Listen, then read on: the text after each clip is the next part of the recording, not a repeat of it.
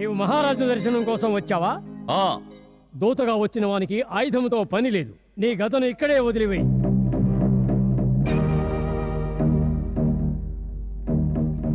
జై శ్రీరామ్.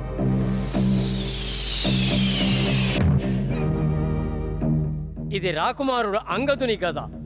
దీని ఆంతర్యమేమి? వారు యువరాజు అంగదునితో ఆయుధమును విడిచిపెట్టమని చెప్పి ఉంటారు. అందులకే వారు తమ గదను వారికివ్వకుండా మన వైపునకు విసిరారు.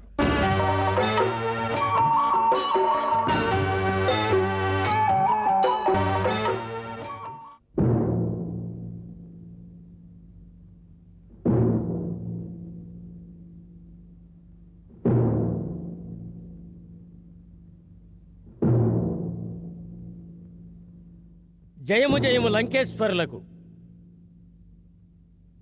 ఏమి? మహారాజా, శత్రువుల దూత వచ్చాడు. యుద్ధము చేయనవసరము లేదనే సందేశమును తెచ్చానని అంటున్నాడు. తత్ఫలితముగా లంకలో శాంతి చేకూరుతుందట. శాంతి సందేశము తెచ్చినాడా? భళారామా, యుద్ధమునకు ముందే శాంతి సందేశము పంపించినావా? ఇంకను మా చంద్రహాస ఖడ్గ ప్రతాపమును చూడనే లేదు, అంతలోనే భయపడినావా?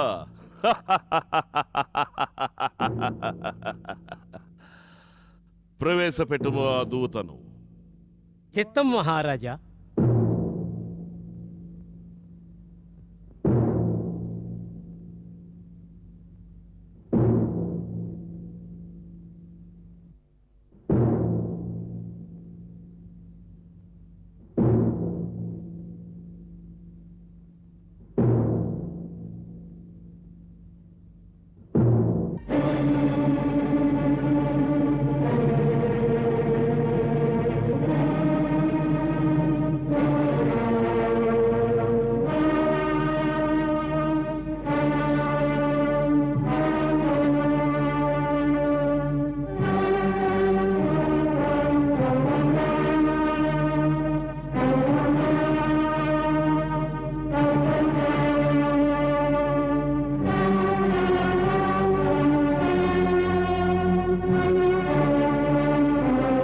వానరా, ఎవరు నీవు?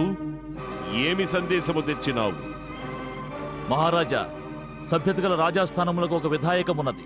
శత్రుదేశం నుండి సందేశము తీసుకువచ్చిన దూతను ఆదరించి ముందుగా వారికి ఆసనమును చూపించాలి. పిదప గౌరవపూర్వకముగా వారికి ఆతిథ్యమిచ్చి అనంతరము వారు వచ్చిన కారణమును అడగాలి. మూర్ఖుడా, ఇదియును తెలియదా? రాజు చేత పంపబడిన దూతను రాజదూత అందురు. అరణ్యవాసము చేయు ఆ భిక్షకుడు పంపిన వానరుడు రాజదూత కానేరడు. తమరు రాజు గురించి మాట్లాడుతున్నారా లంకేశ్వర? నేను వారి దూతను. వారు రాజులకే రారాజు, రాజరాజేశ్వరులు. వారు కేవలం ఈ భూమండలమునకే కాదు, వారు ముల్లోకములకు ప్రభువు. దేవతలకు, వేదములకు, విధి విధానములకు వారు నాయకులు. నేను ఆ లోకేశ్వరుడైన శ్రీరాముని రాజదూతను. వాడు హరుడా, హరియా, లేక బ్రహ్మ? ఎవడు వాడు? వారిని గురించి నీవు ఇంతలా ప్రస్తుతించుచున్నావు? నీ రాముని వాస్తవిక విశేషమును తెలుసుకొనుటకు ఏమున్నది? అతడొక సంచార వనవాసి. వారిని వారి రాజ్యము నుండి కూడా బహిష్కరించినారు. చెప్పుము, ఆ భిక్షుకుడు నీ చేత ఏమి సందేశము పంపినాడు? మహారాజా రావణ, తమరు నా ప్రభువు రాజరాజేశ్వరుడైన శ్రీరాముని అవమానిస్తున్నారు. అందులకు నేను నియమానుసారంగా ఈ సభ నుండి నిష్క్రమించాలి. రాజదూతకు గౌరవం అతడి ప్రభువుకు గౌరవం అవుతుంది. కనుక రాజదూత యొక్క ప్రథమ కర్తవ్యం తన గౌరవమును తాను కాపాడుకొనుట. ఏలనన నాకు అవమానము జరిగినచో అది నా ప్రభువు రాజరాజేశ్వరుడైన శ్రీరామునికే చెందుతుంది. కనుక నాకిప్పుడు రెండే మార్గములున్నవి. వాటిలో మొదటిది, ఎక్కడైతే నాకు గౌరవప్రదమైన ఆసనము ఇయ్యబడలేదో ఆ సభ నుండి నిష్క్రమించడం. కానీ నేను తీసుకువచ్చిన సందేశము ఎంతో మహిమాన్వితమైనది. దానిపై లంకావాసుల యొక్క యావత్ రాక్షస జాతి యొక్క జీవన్మరణములు ఆధారపడి ఉన్నవి. కనుక నా యొక్క రెండవ మార్గము ఇదియే. నేను ఈ సభయందు నా కొరకు ఒక రాజోచితమైన ఆసనమును స్వయంగా ఏర్పాటు చేసుకున్నటే దానిపై గౌరవపూర్వకముగా ఆసీనుడనై నేను మా ప్రభువు యొక్క సందేశమును తమకు విన్నవించుకుంటాను. జై శ్రీరామ్.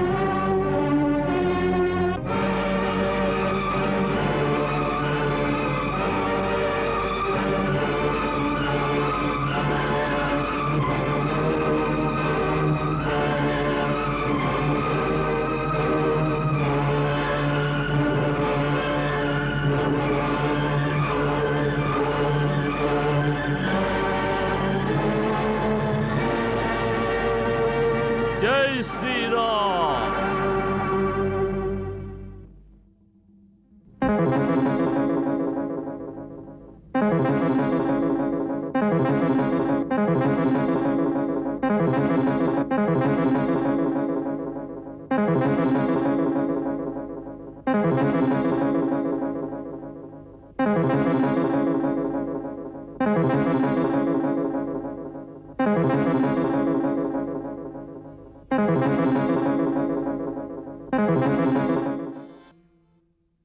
హే దశకంఠ, నేను వచ్చిన కారణమును తెలిపెదను వినుము.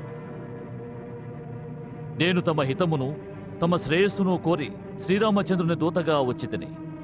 మహారాజా, నా పితృదేవులతో తమకు మిత్రత్వము ఉన్నది. అందువలన కూడా నేను తమకు తగిన హితవు పలుకుటకు వచ్చితిని. తమరు ఉత్తమ కులీనులు, పులస్త్య బ్రహ్మ పౌత్రులు. తమరు శివుని బ్రహ్మదేవుని పూజించి వారి నుండి ఎన్నో వరములు పొందినారు. తమరు సకల వాంఛలను సిద్ధింపజేసుకున్నారు. ఆ శక్తితో తమరు సమస్త లోకపాలకులను జయించినారు. కాని తమరింకను అహంకారముతో స్వార్థచింతనతో ఆ శక్తులను దుర్వినియోగము చేసి ఋషులు, దేవతలు, గంధర్వులు, అప్సరులు, నాగులు, యక్షులు, రాజుల పట్ల మహాపరాధమును గావించినారు. ఆ రాజమదముతో అంధులై ఇప్పుడు తమరు జగజ్జనని సీతాదేవిని అపహరించుకు వచ్చారు. ఈ పాపకర్మములు ఎప్పుడైతే విజృంభించి పరాకాష్ఠకు చేరుకుంటాయో అప్పుడు దైవశక్తులు పాప వినాశమును గావించవలసి వస్తుంది. కాని ఆ వినాశనముతో పాటు ఆ పాపులకు మహా దుర్గతి సంప్రాప్తిస్తుంది. వారి అంతము అతి భయానకముగా ఉంటుంది. మరణానంతరము వారి స్థితి అత్యంత దుఃఖదాయకంగా ఉంటుంది. తమ పాపములు నేడు తమను ఆ స్థాయికి తీసుకువచ్చినవి. నేను తమ శ్రేయస్సు కోరి తమకు హితవు పలుకుటకు వచ్చితిని. ఇదే సరైన సమయం. తమరు మనసు మార్చుకొని శ్రీరాముని క్షమాపణ వేడి వారి చరణములను ఆశ్రయించండి. శ్రీరాముని నియమము స్వచ్ఛమైన హృదయముతో శరణుకోరి వచ్చిన వారిలో దోషముల నెంచకపోవడమే. కనుక శరణుకోరువారు నన్ను రక్షించండి, ప్రభువు నన్ను రక్షించండి అని వారిని ప్రార్థించినట్లయితే ప్రభువు తమ శరణాగతునకు అభయప్రదానము చేసి ప్రపంచములోని సమస్త దుఃఖముల నుండి విముక్తులను గావిస్తారు. వారి బాణమునకు ముల్లోకములను ఏకకాలమున భస్మము గావించగల శక్తి ఉన్నప్పటికీ నిక్కమైన వీరుని వలె దయాగుణమును విడనాడరు. కనుక తమరు నా మాట విని తక్షణమే తమరు తమ దురహంకారమును విడిచిపెట్టి దూషణ తిరస్కారములను కట్టిపెట్టి సమస్త కుటుంబముతో సహా శ్రీరామచంద్రుని శరణు కోరి జానకీ మాతను సగౌరవముగా ఆమె పతికి అప్పగించండి. శ్రీరాముడు ఉదార స్వభావుడు కనుక తమ శరణు ఘోషను వినుటకు ముందే వారు తమను క్షమించగలరు. అటులనా? మేము వారిని క్షమాపణ కోరినా వారు మమ్ము క్షమించెదరా? ఈ మాటలు మేము విశ్వసించవలెను.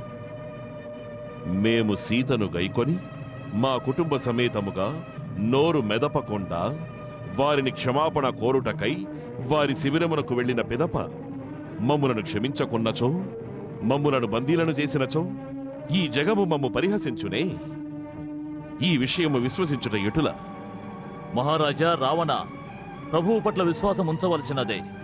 ఎవరికైతే ప్రభువు పట్ల పూర్తి విశ్వాసము లేదో వారికి ప్రభువుల ప్రాప్తి ఎన్నటికీ లభించదు. తమను జాగృతము చేయుటకు నేనొక ఉదంతము తెలిపెదను.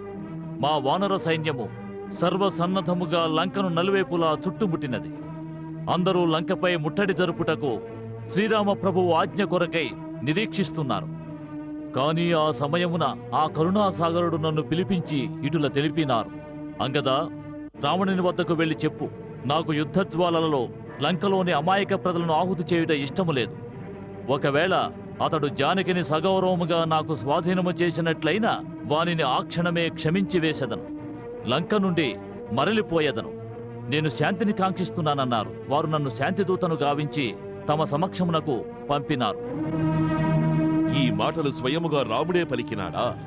నీవు నా సీతను అప్పగించిన నేను మరలిపోయేదనన్నాడా? నేను యుద్ధమును చేయను, నాకు శాంతి కావాలనన్నాడా? చిత్తు మహారాజా, వారే స్వయంగా సెలవిచ్చినారు. ఇదే మాట మేము నీ నోటి వెంట వినాలనుకున్నాము. ఇదే నీ రాముడు అన్నాడా? నేను యుద్ధము చేయను, నాకు శాంతి కావాలి అని. మూర్ఖ, ఈ మాటలలో నీకు కరుణ కనిపించుచున్నదా? వాని భయము కనిపించుటలేదా? రణక్షేత్రమున ఈ దశకంఠుని ఎదురొడ్డి నిలుచుటకు ఆ ధనుర్ధారికి కాలు చేతులు కంపించుచున్నవా? వాని ప్రియపత్నిని ఎవరో అపహరించుకుని వెళ్లిపోయిన ఆ శత్రువుపై ఇన్ని మాసములుగా వాని రక్తములో ఏ ప్రతీకార జ్వాలలు రగులలేదా? అనిన వానిలో క్షత్రియ రక్తము ప్రవహించుటలేదు. ఆని మహావీరుడు ఒక బిచ్చగాని వలె మా నుండి సీతను భిక్షగా కోరుచున్నాడు. వాని వద్దకు వెళ్లి చెప్పుము, సీత నేను భిక్షగా ఇవ్వగలిగే వస్తువు కాదని, అట్టి అమూల్య రత్నమును తన బాహుబలముతో సాధించుకొనవలెనని. వారు సీతామాతను బాహుబలముతోనే సాధించుకున్నారు. మహారాజా, తమరు మర్చిపోయినట్టున్నారు. ఆ శివధనుస్సును శ్రీరామప్రభువు తన చిటికెన వేలుతో ఎత్తి విరిచివేసినారు. ఆ శివధనుస్సుపై తమ బాహుబలమును పరీక్షించుకొనుటకై అప్పుడు తమరూ వెళ్ళినారట. తమరు దానిని ఎత్తలేకపోయినది ఎల్లరకూ విదితమే. ప్రతీకారము వీరత్వానికి నిదర్శనము కాదు. పిరిగితనముతో శత్రువును క్షమించుట సాహసమనిపించుకోదు. నీ వాచాలత్వమును కట్టిపెట్టరా మూర్ఖ వానరా! నీవే చెప్పినావు నీ తండ్రి మాకు మిత్రుడు అని, కాని ఇంతవరకు నీ వివరములు మాకు తెలుపలేదు. మహారాజా, దేవరాజు ఇంద్రుని పుత్రుడైన మహారాజు వాలిపుత్రుడను నేను. నా నామధేయము అంగదుడు. గతములో నేను ఒక కథ వినియున్నాను. నా తండ్రి మహారాజు వాలి ఒక పర్యాయము రావణుడనే పేరుగల వానిని తన వాలముతో బంధించి సప్త సంద్రములలో ముంచి తేల్చినాడట. అదే వాలి స్వయముగా అమృతము కొరకు సాగరమథన సమయాన సహాయము చేసినాడు. నీవు వానరరాజు వాలిపుత్రుడవా? వానితో మా మిత్రత్వము అపూర్వమైనది. మాకు నిన్ను చూచిన కడుదుఃఖము కలుగుచున్నది. అంతటి మహావీరుని పుత్రునివయ్యుండి ఒక తుచ్చ నరునకు నీవు దూతగా వచ్చి వారిని కీర్తించెదవా? ఎవడైతే నీ తండ్రిని హతమార్చినాడో వారి వెనుక సేవకుని వలె చేతులు జోడించుకుని నడిచెదవా? నీ వంశమునకు నీవు కళంకము తెచ్చినావు అంగదా. కావచ్చు. వాలి మరణించిన పిదప సుగ్రీవుని భయము వలన ఎవరూ అంగదునికి సహాయము చేసి ఉండకపోవచ్చు. ఆ నిస్సహాయ పరిస్థితిలో పినతండ్రి పితృహంతకునికి సేవకుని వలె పనిచేయుటకు సిద్ధపడి ఉండవచ్చు. అది ఏ వాస్తవమైనచో మేము ఉండగా నీకై నీవు నిస్సహాయుడవని అనుకోకు. అంగదా, నీవు మా పుత్ర సమానుడవు. మేము నీకు నీ రాజ్యమును తిరిగి ఇప్పించగలము. నీ తండ్రి సింహాసనముపై నీకే అధికారమున్నది. నీకు నీవు వివసుడువని అనుకోకు. నీ హృదయమున ప్రతీకార జ్వాలలు రగులనివ్వు. నీవు రామునకు విశ్వసనీయుడవు. దానిని వినియోగించుకుని ఏకాంతమున నిశ్శబ్దముగా వారిని వధించి నీ తండ్రి హత్యకు ప్రతీకారము తీర్చుకో. అది ఏ వీరపుత్రుని కర్తవ్యము.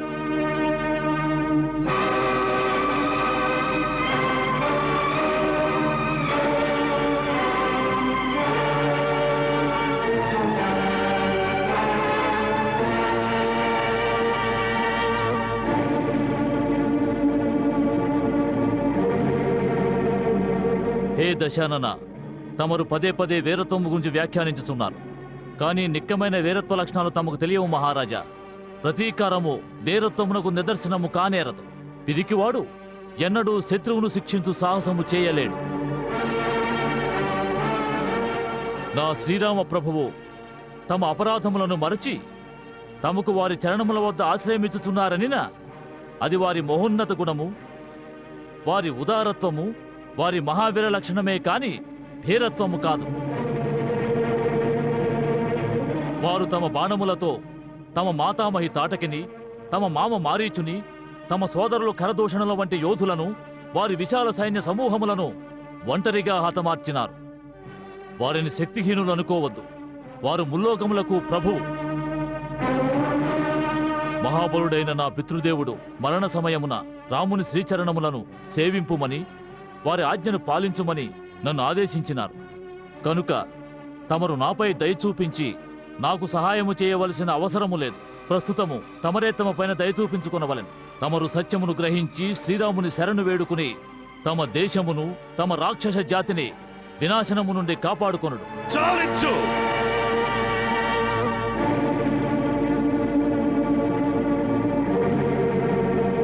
నీ ప్రేలాపన శృతిమించుచున్నది. మందమతి, నీవింకనూ రావణుని శక్తిని గుర్తించలేదు. నా చేయి భూమి వైపు మళ్ళినచో ఆకాశములోని లోకపాలకులు దిగివచ్చి చేతులు కట్టుకుని నిలిచెదరు. ఈ బాహువులపై స్వయముగా కైలాసమునే మోసినాను. ఈ బాహువులను నేను కదిలించినచో దేవతలు, గంధర్వులు, నక్షత్రగణములు సైతం భయముతో కంపించిపోవలసినది. నీ సైన్యములో అట్టి ఒక్క యోధుడు ఉన్నచో వానితో యుద్ధము చేయుటలో ఈ రావణునికి ఆనందము కలుగును. తమరు సత్యమే చెప్పినారు. మా సైన్యమున అలాంటి వారెవరూ లేరు. తమతో యుద్ధము చేసి శోభించు వారెవరు? శాస్త్రము చెబుతున్నది, నెయ్యమునకైనను కయ్యమునకైనను సమవుజ్యులుగానే ఉండవలెనని. తమ వంటి అసురాధమునితో, కాముకునితో, స్త్రీలోనితో మాయారూపము ధరించి పరస్త్రీని అపహరించిన వానితో, నీచునితో యుద్ధము చేసిన ఎవరికి శోభనిస్తుంది? చాలించు అంగదా.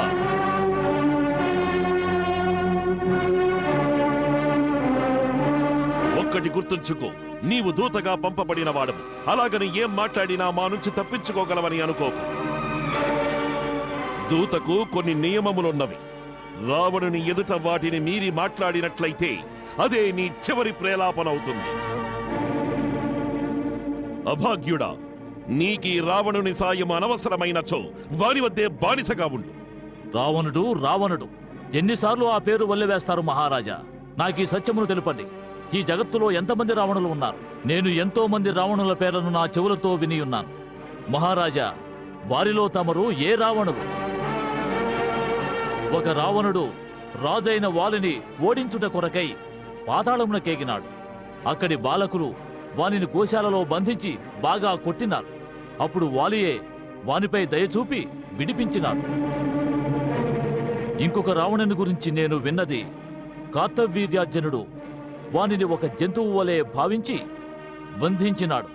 అప్పుడు పులస్త్య మహర్షి వానిని విడిపించినారు. ఇంకొక రావణుని గురించి చెప్పవలెనన్న సంకోచంగానున్నది. ఏలననిన తనే చెప్పినారు.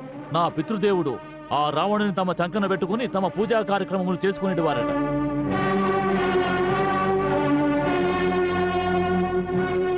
అటువంటి మహావీరులలో తమరు ఏ రావణుడు మహారాజా? మూర్ఖ, మేము అతి బలవంతులమైన రావణులము. మా భుజముల శక్తి కైలాస పర్వతమునకు తెలుసు. మా శౌర్య పరాక్రమములు ఉమాపతి మహాదేవుడు అంగీకరించినాడు. మా శిరస్సునే పుష్పములుగా చేసి మేము వారిని పూజించినాము. మా బల పరాక్రమములు దిక్పాలకులకు విదితం.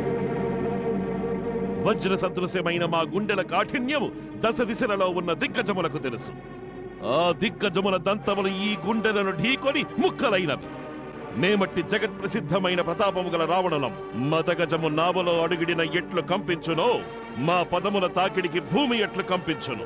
అట్టి రావణుని ఎదుట ఆ తుచ్చ రాముని ప్రశంసించదవా? ధిక్! వానరుల సహాయముతో అతడు సాగరముపై సేతువును నిర్మించినాడు. ఇది ఏనా వాని ప్రతాపము? సముద్రమును పక్షులైనా లంఘించగలవు. అంత మాత్రమున అది శౌర్యము కాజాలదు. నీ ప్రభువు అట్టివాడైనచో దూతను ఎందులకు పంపినాడు? శత్రువుతో సంధి చేసుకోవడానికి సిగ్గుచేటు. మహారాజా, సిగ్గు అన్నది కేవలం తమకు ఉండాలి. ఆ సిగ్గు వలననే తమరు పదే పదే తమ గొప్పలు చెప్పుకుంటున్నారు. హే లంకేశ్వర, రాముడు భయపడి నన్ను దూతగా ఇచ్చటకు పంపలేదు. ఆ రఘువీరుడు ఏ ఉద్దేశంతో పంపించినారంటే పిచ్చుకపై బ్రహ్మాస్త్రమును సంధించుట వీరులకు శోభనీయదు. ఆ కారణంగా వారు నీపై దయ చూపించాలనుకున్నారు. కానీ నీవు వారి దయకు ఎన్నటికీ పాత్రుడవు కావు. ఇప్పుడు శ్రీరాముని అంతిమ హెచ్చరికను నీకు వినిపిస్తున్నాను. నేను నీ అపరాధములకు శిక్ష విధించుటకై లంకాద్వారము వరకు వచ్చియున్నాను. బ్రహ్మదేవుని వరము కారణముగా నీవు దురహంకారుడవైనావు. దానిని నశింపజేసే సమయము ఆసన్నమైనది. రాక్షసాధమా, నీవు సీతను తీసుకుని నా శరణు వేడని పక్షమున నేను ఈ పృథ్విని రాక్షసహీనం గావిస్తాను.